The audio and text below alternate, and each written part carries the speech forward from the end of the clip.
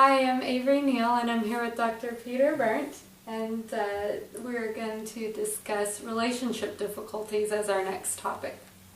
So I think we can all relate to having a relationship in our lives that may prove to be somewhat more challenging than we expected. And this is true for most people. Most people can relate to having a difficult relationship with their spouse or a friend or a coworker or an in-law or their child. So today we want to discuss that a little bit and talk about what that's like for people and for women in particular. So with that, I open it up to you. Thanks. The focus that I want to give this little discussion is the focus on couples and couples therapy.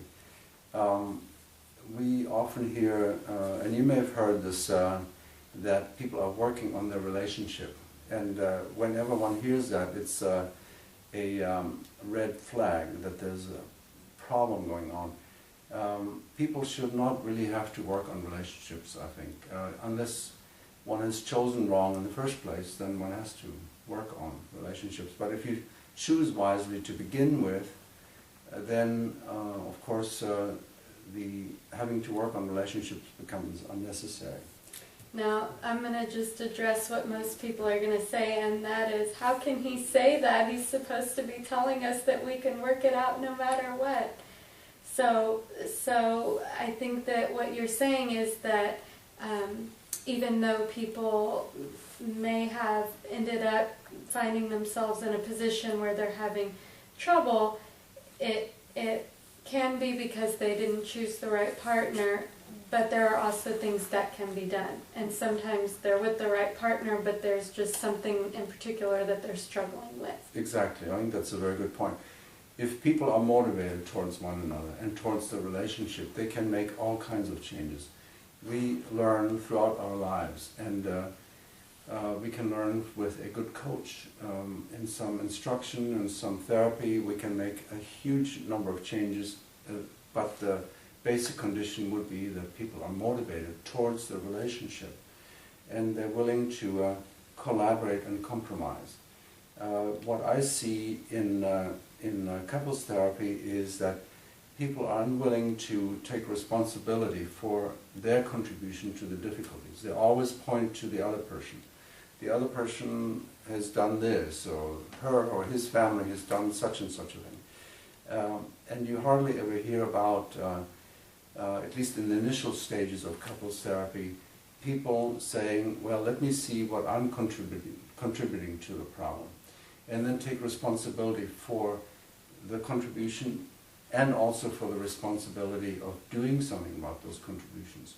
So that is a necessary step in therapy, that people will take responsibility and then do something about it. And then with motivation and with therapy and then the willingness to take responsibility, one can often see a very nice outcome. And I'm sure that helps people, in addition to not only discussing the issues, but they learn the skills necessary to communicate more effectively. And I mean, I think you used the example of a couple, which is, what we do see a lot of. But I think the same can be said of parent-child relationships and relationships with other family members, siblings, things of that nature. Well, the crucial problem usually is that that drives people into seeing a therapist is that they have communication problems. They tend to talk to each other out of their opinions and out of their judgments.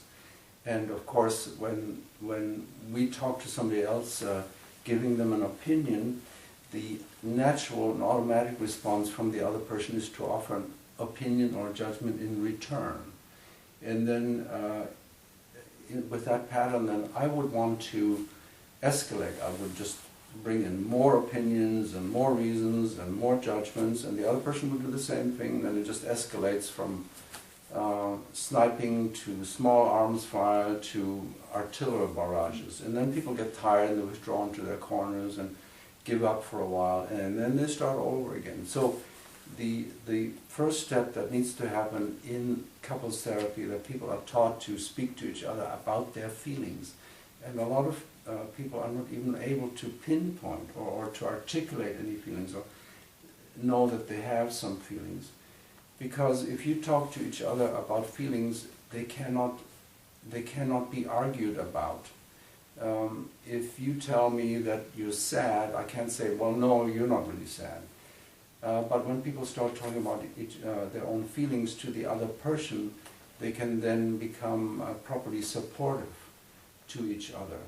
And then they move the whole discussion out of a zone that was filled with conflict into a conflict-free zone, because feelings are not a matter of conflict.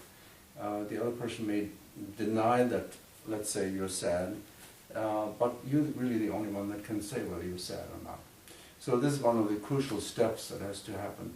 And patients often come from relationships, particularly parent-child relationships, where feelings were not discussed, and they take that inability to discuss feelings or articulate feelings into the relationship, and then it just creates the same problem all over again. So this issue starts with parent-child relationships, where parents will not allow the child to express feelings, or will shut the child down. The child then learns to not talk about them.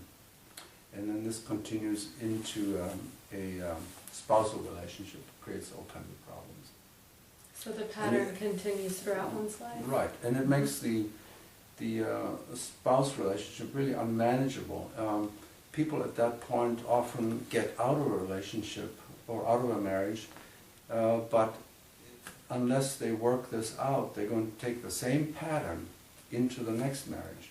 And then often the same problems persist in the next marriage. So whether or not they leave a relationship, they must, for their own sake and for the sake of having a happy life, work that issue out about communication on the level of feeling. To me, that's a crucial step. I agree. Thank you.